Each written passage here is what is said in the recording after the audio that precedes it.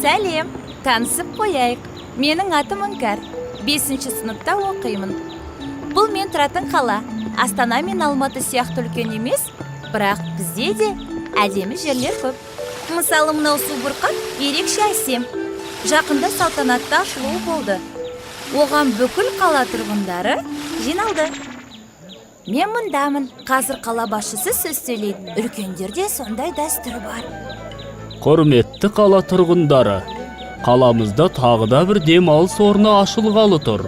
Субұрқақ құтты болсын, суы таусылмасын, бұрқағы да таусылмасын. Бұл жай Субұрқақ емес, әр түрлі әуендерге сай би билеп, су шашатын ерекшелігі бар екен. Тура Астанадағыдай болып тұр. Қане, қосыңдар, бәріміз бірге тамашалайық Субұрқағын.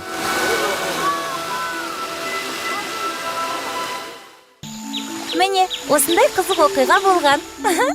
Жарайды, сүйікті қаламның басқа әдемі жерлерін келесі жолы таныстырамын. Себебі мен мектебіме келдім.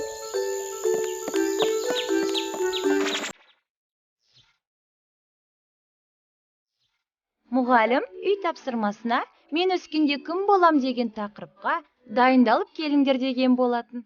Іңкәр, үй тапсырмасын орындадың ба? Мұғалім үй тапсырмасына қандай тақырып берді? Мен өскенде кім болам деген тақырып берді. Қане балам, өскенде кім болғың келеді? Мен айтайыншы ата.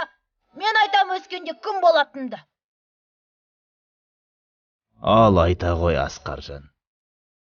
Мен өскенде спортшы боламын. Еліміздің атын шығарып, көптеген жарыстарда жеңіске жетіп, атақты боламын. Мен бәрі танитын болады. Бәрекелді, өте жақсы. Сонда қандай спорт түрімен шұғылданасың?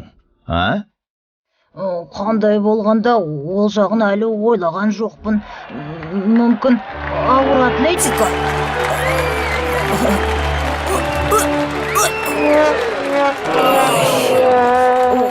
Жоқ ата, ауыр атлетика ұнамайды.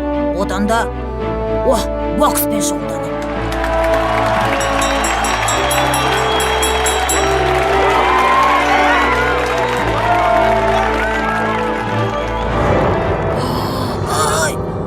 Ата, бокста ұнамайды маған. Біраз ойланып келейінші. Жарайт, бара ғой балам. Бауырсақ, тоғызғұмалық демедің бе адамда? Ол жерде ешкім ұрмайды сені. Әй, Асқат, тыныш. Әрі қарай жалғастырайық. Өскенде мен анам сияқты дәрігер болғым келеді. Үстіме ақ халат киіп, адамдарды емдеймін. Таңғы тексеруді бастаймыз. Ой, бұлай болмайды. Дәрігер не болды? 36-да 6, түсінесіз бе? Сіз сау адамсыз ғой, сізді ауруханадан тез шығару керек.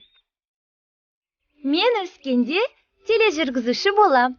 Грим жасаушылар күнде бетімді әрлеп, әр шыққан сайын жаңа шаш үлгісін жасайды.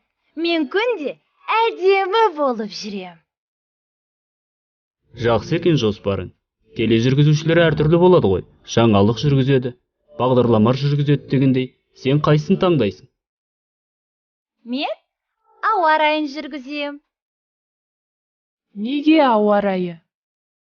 Себебі жаңалық жүргізетіндерді кішкентай қылып жартысын ғана көрсетеді. Ал ауа райымен таныстыратындарды бүкіл боймен көрсетеді. Әдемі киімдеріңнің бәрі көрінеді. Жылтырақ туфлиң де көрінеді. Бәрекелді балалар, бәріңнің армандарың керемет екен. Мамандықтың жаманы жоқ.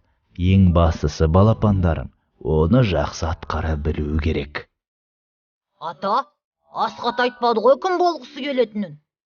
Иә, Асқат қалып кетіпті ғой. Келе ғой Асқатжан, ортаға шыға ғой. Кел. Мен...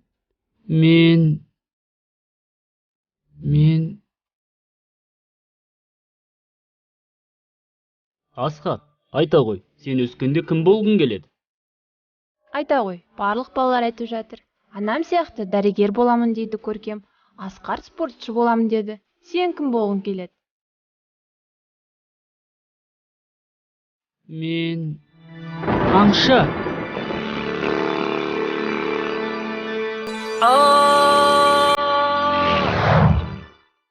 Асқат балам, мұндай арман ойыңа қайдан келіп жүр?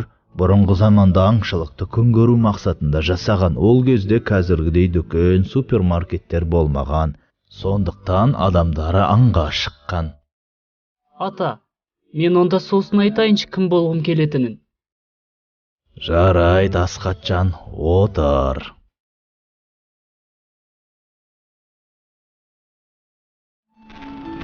Мә саған, сазайыңды тарттырам қазір. Мә саған. Істеп отырсың? Ата, бұл не қолыңыздағы? Бұл қазақ халық ертегілері. Нағыз аңшылар мен батырлар ана компьютердің ішінде емес, міне осы кітаптың ішінде. Жүріңдер, мен сендерге ертегі оқып берейін. Тыңдаңдар. Ертеде ешкі жүні бөртеде.